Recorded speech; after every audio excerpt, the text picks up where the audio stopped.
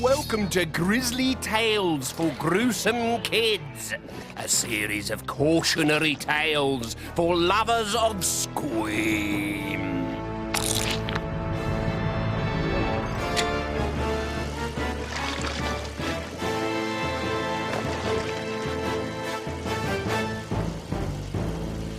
I call this tale The Watermelon Baby.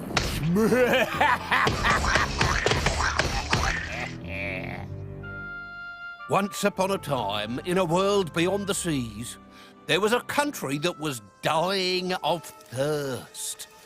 For years, politicians had ignored the scientists' warnings about global warming, and now it was plagued by a terrible drought. Rivers ran dry, crops failed, and any child who did not wear sun cream shriveled to the size of a raisin. As the sun beat down day after day, the government passed laws to preserve the dwindling water supply. Save water, they said. No swimming pools, no water features, no hose pipes. But as the water crisis got worse, their advice grew more and more alarming. Save water. Drink from the loo. In a green-gardened house in Waterbrook lived two selfish sisters, Kitty and Winnie Camel. The most important thing in each girl's life was herself, which meant that thinking about others never crossed their minds. They ignored all the warnings. It's not our problem, they said as they cleaned their bikes. It's everyone else who has to save water, not us. They continued to wash their clothes every night, their hair every morning, and to take 3 baths a day, because they wanted to. Look at this water bill. Their mother tried to curb their wastefulness, but met with no success. You're so boring. It doesn't matter if I leave the water running while I brush my teeth. It's only a little dribble. If everyone left their taps running, we'd soon have no water at all. All the little dribbles would add up to one big stream, and it would all go to waste. But they don't, so it isn't. So push off, screamed Kitty, cooling her face with a spray of pure spring water. Mine's bigger, smirked Winnie. Lovely. Where did you get that? I bought it, said Mr. Camel.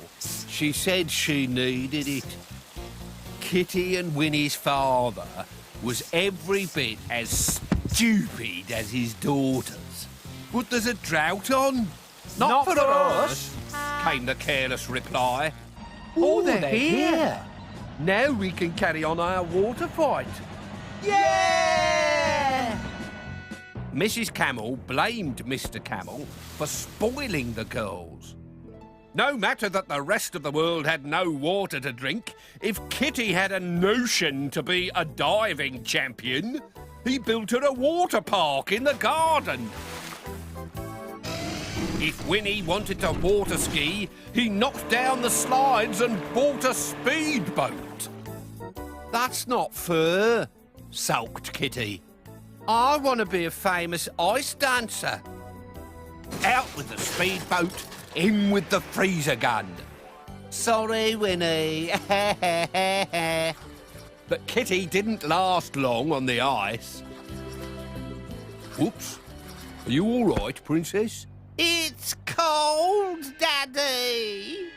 I love cold, said Winnie. I want a ski slope. So Mr. Camel dammed up the nearest river and diverted the precious water into a snow machine that did the job in no time. This is not right. For as long as Winnie and Kitty hogged all the water, someone, somewhere else, was going without. Then, one morning, the water dried up completely. The taps clanked and shuddered, but no water came out.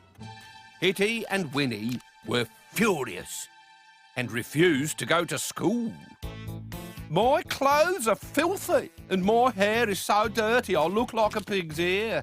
In fact, they locked themselves in their bedroom until their parents got it sorted. Just then, a van pulled up outside. "Ma'am, I didn't call the plumber.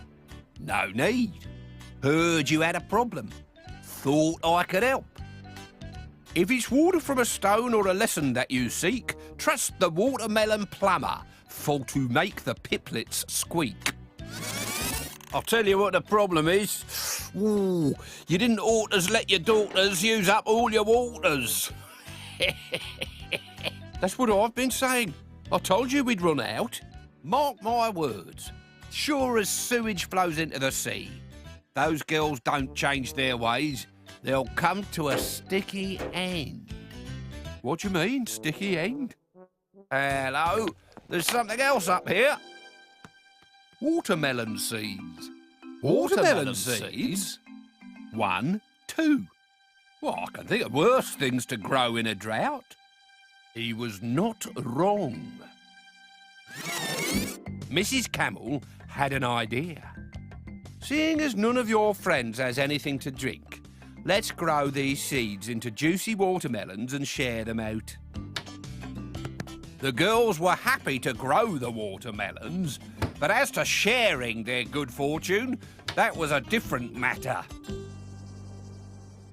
All right, children, I know how thirsty you all are, but today is a good day. Kitty and Winnie have something they want to share with you. Actually, they're not for sharing. These are our watermelons. Not yours. That's right.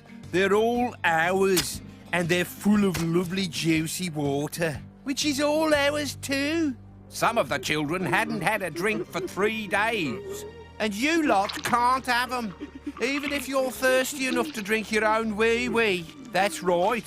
So stop crying. Yeah, selfish crybabies. Tears are a waste of water.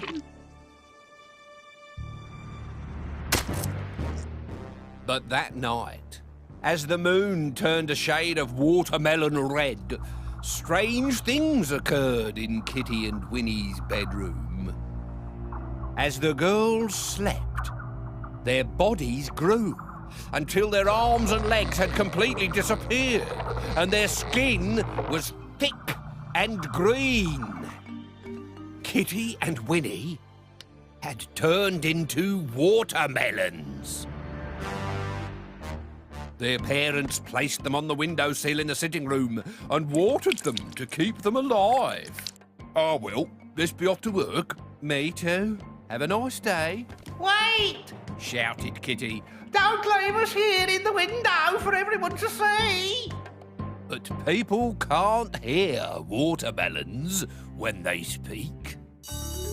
Which meant that when school broke up at 3 o'clock, Kitty and Winnie were sitting in the window for all their friends to see. Only they didn't see Kitty and Winnie. They saw watermelons. It only took one pair of hands and 100 thirsty tongues before Kitty and Winnie were watermelons no more. And if that's not a sticky end, I don't know what is.